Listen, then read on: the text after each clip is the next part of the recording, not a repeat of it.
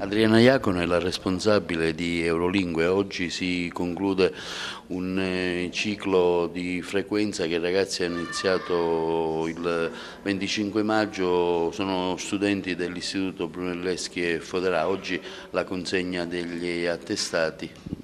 Sì, abbiamo voluto offrire a questi ragazzi l'opportunità di fare una borsa di studio, di ricevere una borsa di studio da parte dell'Eurolingue, la borsa di studio che comprendeva sia la tassa di iscrizione agli esami di livello B1, sia un mini corso super intensivo di 10 ore per prepararli appunto ad affrontare l'esame.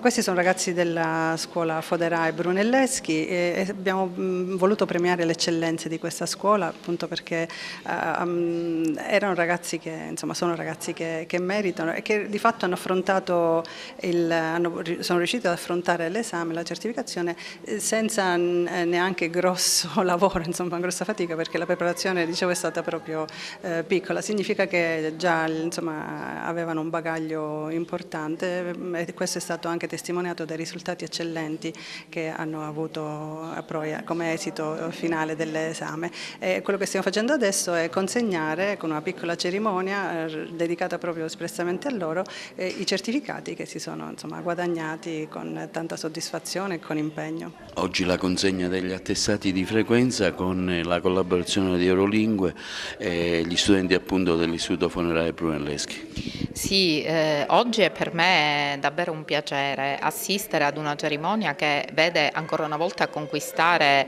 i miei allievi un gradino più alto di istruzione. Il nostro obiettivo ovviamente è quello di far conseguire loro il successo formativo, ma anche quello di far acquisire delle competenze importanti. Noi riteniamo che le competenze nelle lingue straniere siano al primo posto, infatti li abbiamo posti tra i nostri primi obiettivi.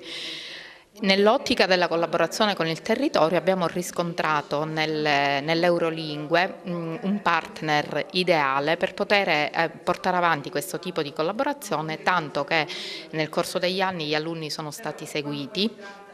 Un gruppo folto direi di alunni è stato seguito da Eurolingue e tutti hanno raggiunto il conseguimento della certificazione, pertanto non può che essere motivo di orgoglio per me e ribadire peraltro che la collaborazione con gli enti del territorio è sempre proficua per le attività che ogni istituzione scolastica svolge. La formazione riguarda anche non solo i ragazzi ma anche il personale docente.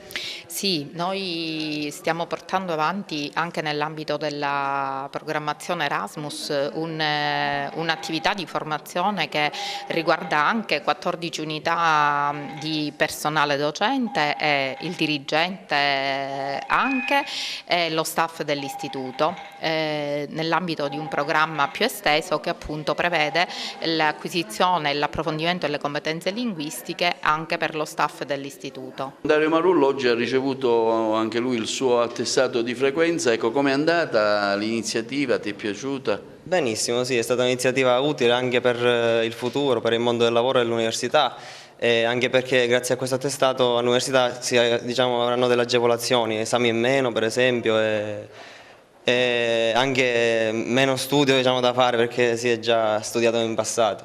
Lo consiglieresti? A tutti. È semplice, anche gli insegnanti sono anche abbastanza socievoli, sono simpatici e anche essendo madrelingua si fanno capire, quindi aiutano.